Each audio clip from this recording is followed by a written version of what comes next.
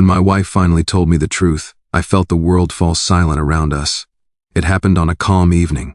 Nothing unusual, the kind of night when families sit together, laugh a little, talk about tomorrow. She stood in front of me, holding her own hands like she needed something to keep her from shaking. Her eyes were red, as if she had been crying long before she gathered the courage to come to me. I thought maybe she was upset about work, or something with our son, or maybe she simply needed a hug. But then her lips trembled, and she whispered a sentence that broke my heart in the softest, quietest way.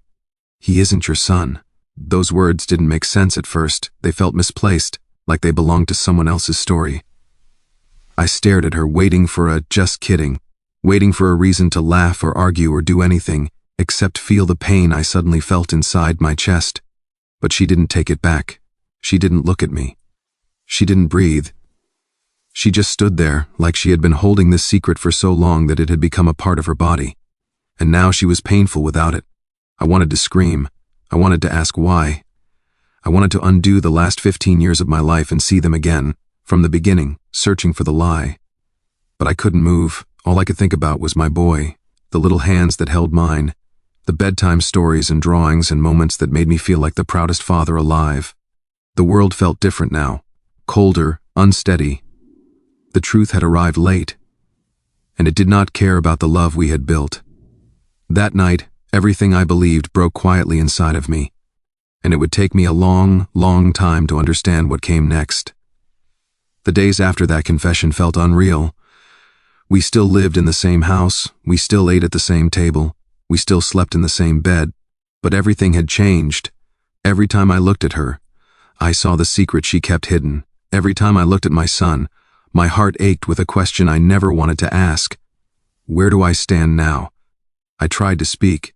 I wanted to understand, but every word I thought of felt too small for the storm inside me. She slept facing the other side. I lay awake, staring at the ceiling, wondering how long she had carried this truth alone. 15 years. 15 years of birthdays, laughter, family photos, all with a secret underneath. One evening I finally found the strength to ask, "Why didn't you tell me?"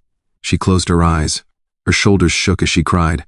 "I was afraid," she whispered. "I was afraid you would leave." The pain in her voice was real, but the pain in my heart felt heavier. "Afraid?" I said quietly. "And what about me? Did you think this wouldn't hurt?" She didn't answer. Her silence was like a knife turning slowly. I stood up and left the room because if I stayed I might have said something cruel, something that would leave scars we could never heal. I sat alone in the living room, lights off, memories running through my mind like a movie I didn't want to watch. All those times she seemed sad, all those moments she wanted to confess but stopped, all those signs I ignored. Maybe I should have known, maybe I didn't want to know. The next morning I watched Matthew eating breakfast. He looked so calm, so innocent, so unaware of the storm around him. He looked up and smiled. "Dad, can we go to the park later?" My chest tightened. "Dad." The words sounded both beautiful and painful at the same time. "Yes," I told him, "of course." Because no matter what the truth was, my heart did not change. He was still my boy. But something else changed. A memory came back to me.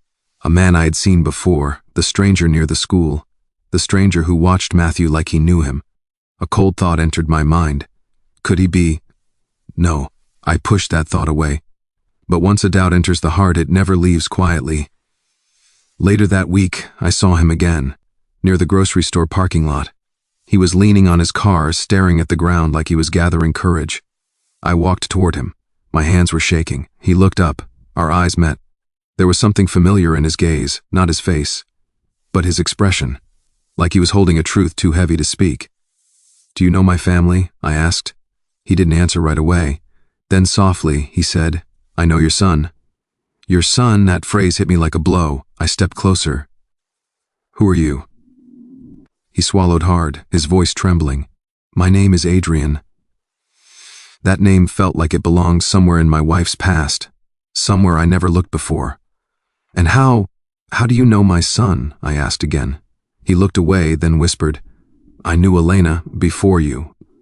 My heart dropped. Everything inside me turned cold.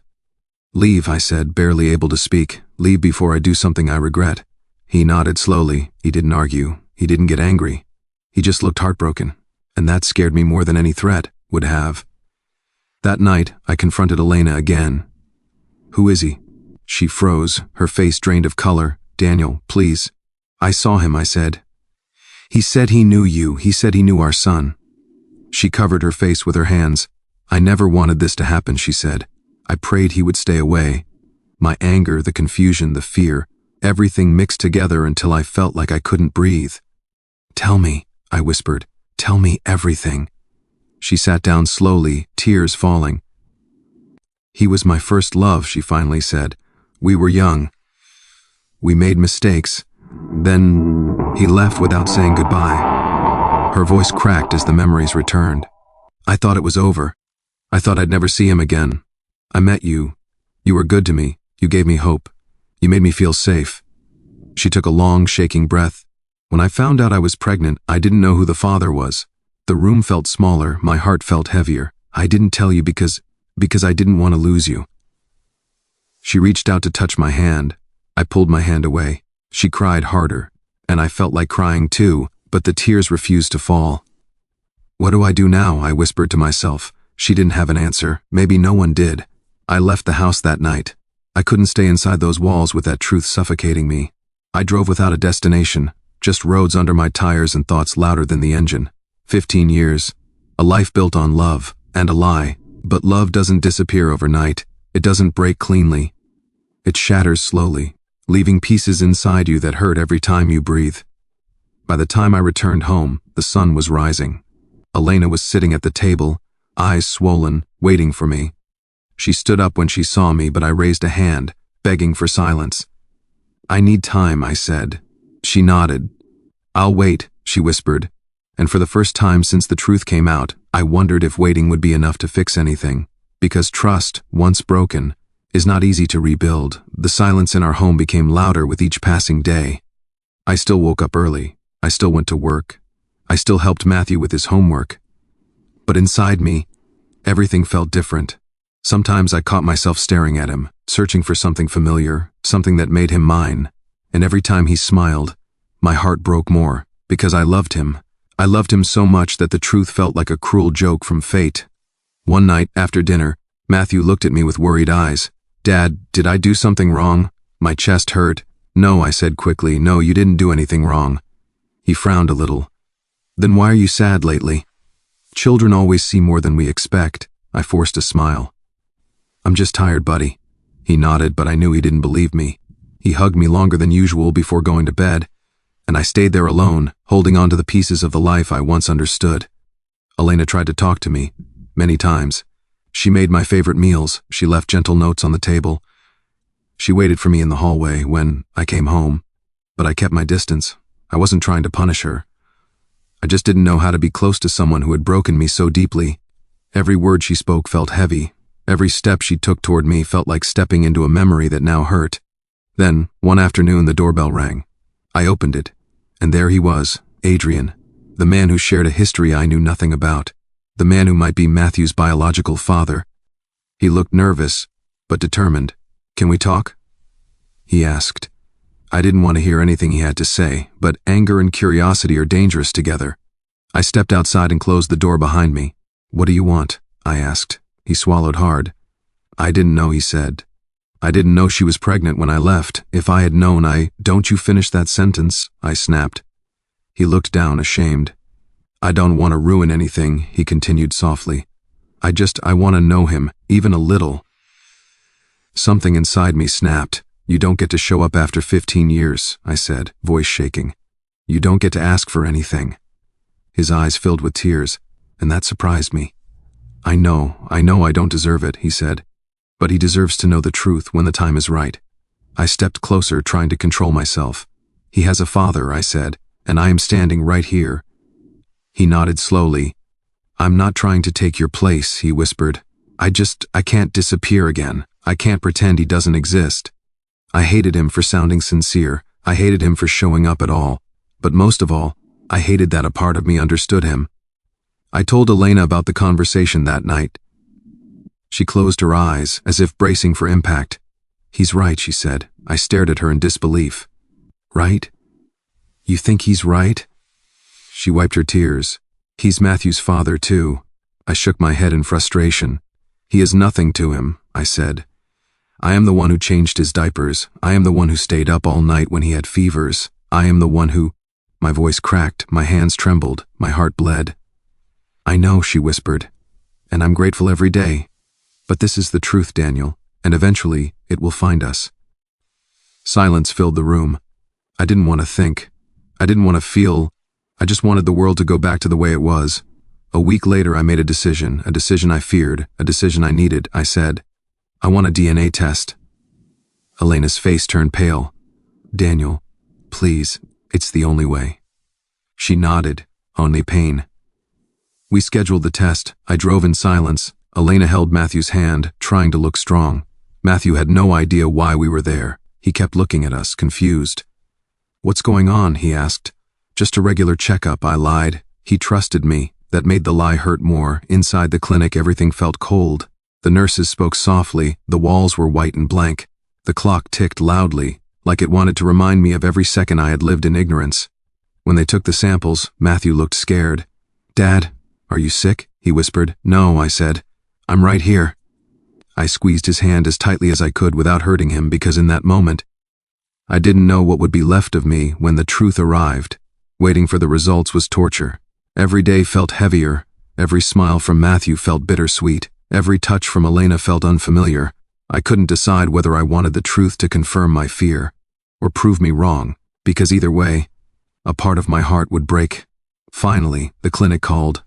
The results were ready. My hands shook as I opened the envelope. One sentence, just one. It said everything. Probability of paternity, 0. My knees went weak. My breath left me. The room blurred. The words hit me like a hammer. 15 years. 15 years of loving a boy who wasn't mine by blood. But love is not in the blood. Love is in the heart, still. My heart broke clean in two. Elena sobbed quietly beside me. I'm so sorry, she whispered, but apologies cannot rewrite reality. I placed the letter on the table. I stepped away. I walked outside. The air felt thin. The sky felt too wide. The world felt strange. I sat on the doorstep and held my head in my hands. For the first time, I let myself cry. Not because he wasn't mine. I do not know how long I sat outside. Minutes, hours. Time did not feel real anymore. All I knew was that the truth was finally in my hands, and it hurt more than any lie ever could. When I finally stood up, I wiped my eyes and took a long breath before going back inside. Elena was still there, holding the test result in her shaking hands. She looked terrified, as if she expected me to walk away right then and never return. I don't know how to fix this, she whispered. I don't know either, I replied quietly. But we have to try. For him. She nodded, tears falling freely. We both knew what came next would not be easy. That evening, Matthew noticed something was wrong. Children always do. He walked into the living room while we sat in silence. He looked at both of us, then at the paper on the table. What's that? He asked. My heart nearly stopped. Elena quickly folded it and set it aside. It's nothing, sweetheart, she said, but Matthew's eyes stayed on me. Dad, did I do something? Are you and Mom mad at me? I knelt in front of him right away. No, I said firmly. You could never do anything to make me stop loving you. He frowned. But you look sad every day. And Mom keeps crying when she thinks I can't see. Elena covered her mouth, trying not to cry again. I pulled Matthew into a hug. I love you, I said. Nothing will ever change that. He hugged me back tightly, but I could feel the fear in his small hands. That fear wasn't fair. He was innocent. This wasn't his burden to carry. But truth has a way of slipping into the open. A few nights later, I heard voices near the kitchen. Matthew, Elena, whispering. Elena, he said softly. Is Dad not my real dad?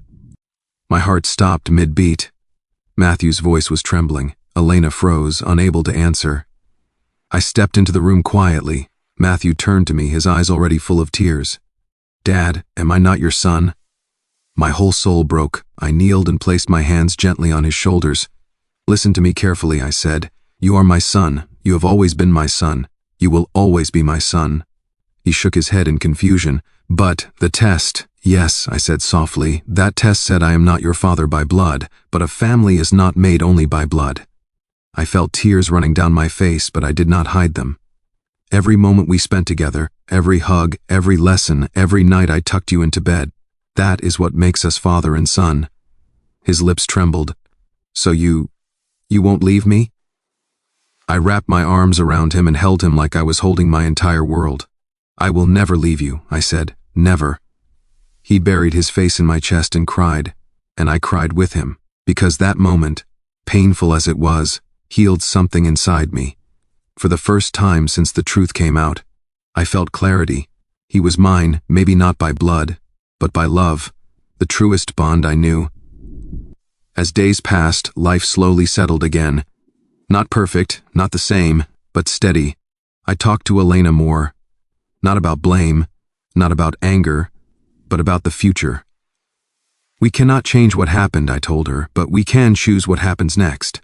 She nodded, grateful and humble. Trust was still fragile, but we were building something again, something honest. One afternoon, Adrian asked to meet me, just me. We sat on a park bench, watching children play. Matthew was at school. "Thank you for coming," he said quietly. I didn't respond. I waited. He took a deep breath. "I know I missed everything," he said, "and I regret it every day, but I am here now. I don't want to disappear from his life again." I looked at him, really looked. He was nervous. He was hurting. He was lost, not a threat, not a rival, just a man who made mistakes, like the rest of us. "I'm not trying to take your place," he continued. "You are his father, I can see that, but if there is a way, even a small one, I'd like to be someone he can know." I stayed silent for a long moment. Finally, I said, "If we do this, it has to be slow, careful, respectful. He's still just a boy, his heart is fragile." Adrian nodded quickly. "I understand. I will follow your lead." I looked up at the sky, a soft pale blue. "It's not about who he belongs to," I said. "It's about giving him the love he deserves." His eyes softened. "I couldn't have said it better," he replied, and that moment, I realized something surprising. Forgiveness doesn't always begin with love. Sometimes, it begins with understanding. That evening, I told Elena about the conversation. She looked scared, but also relieved. She hugged me, gently, like she was still afraid of breaking something that hadn't fully healed. "Thank you," she whispered. I didn't answer, not yet. I wasn't ready to say those words back, but she held on to hope, and for the first time, I did too. We agreed to start small. A short visit in a quiet place, no big explanations, just introductions. "Matthew," I said softly one afternoon. "This is Adrian. He's an old friend of your mom's." Matthew looked shy, curious, a little confused, but children have open hearts. Adrian waved awkwardly. Matthew waved back. They talked about simple things, school, soccer, favorite snacks, no tears, no big emotions. Just a beginning. It wasn't perfect, but it was a start. And sometimes, a start is all we need. The more I watched them, the more I understood something important. Matthew had more than one person who cared for him. And love, real love, does not shrink when shared, it grows. He deserved that. He deserved all the love this world could give him. The days turned into weeks, the weeks into months. Some days were easy, some days felt heavy.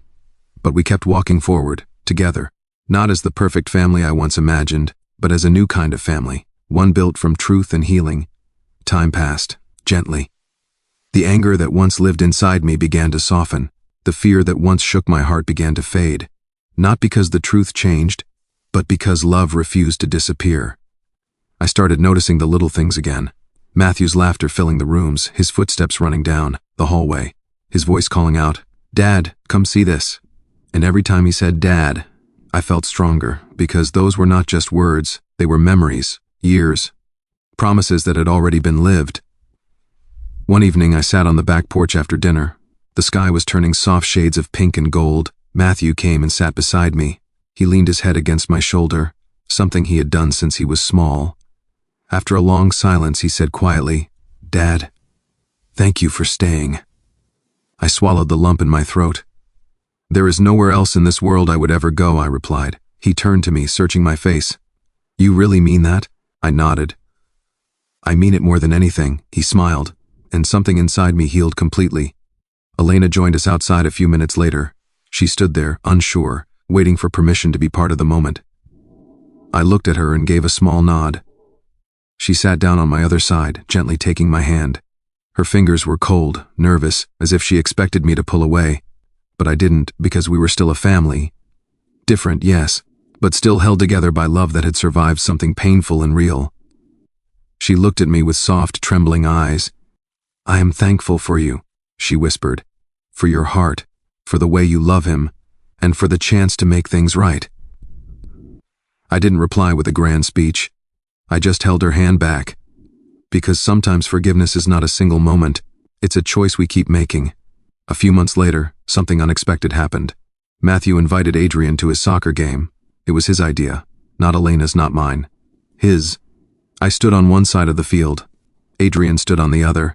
We watched the same boy, cheering for the same smile. After the game, Matthew ran to me first. "Did you see my goal?" he asked proudly.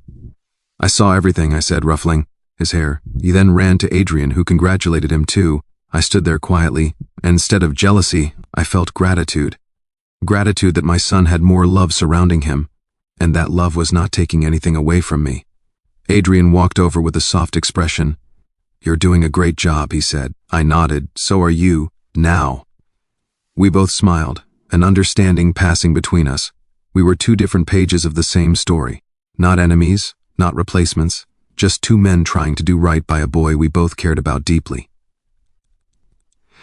Later that night, after everyone was asleep, I sat alone in the quiet living room. I looked around, the family photos on the wall, the toys under the table, the drawings on the fridge. I thought about the past, all the moments that felt perfect, all the moments that hurt, and I finally realized something. Life does not always give us the version of family we expect, but love makes even the broken parts beautiful again. I looked toward the hallway where my wife and son slept. I whispered to myself, "This is still my family." Not because it matched a storybook, not because everything turned out flawless, but because we chose each other. Even after the truth, even after the pain, we chose to stay. People say blood is thicker than water, but I have learned something different. Love is thicker than blood. Love is stronger than fear. Love survives the truth, and in the end, that is all that matters. Final reflection. Moral. If you are listening to my story, if you have ever been hurt by someone you trusted, if the truth ever felt like it shattered your heart, I want you to remember this. The people we love will sometimes disappoint us. They will be flawed. They will be human. But forgiveness does not mean forgetting the pain. It means choosing to move forward, with love instead of anger. Families are not perfect. They are not built by DNA alone. They are built by every moment. We choose to stay. We choose to care. We choose to love again, no matter what yesterday held. Tomorrow can still be beautiful. And so, when my wife finally told me the truth, yes, it broke me, but it also gave me a chance to rebuild something stronger, something honest, something real. I am his father. I always will be. And that truth, the one written by love, is the only truth that matters. But because he was mine, in every way that mattered, and now, I didn't know what to do.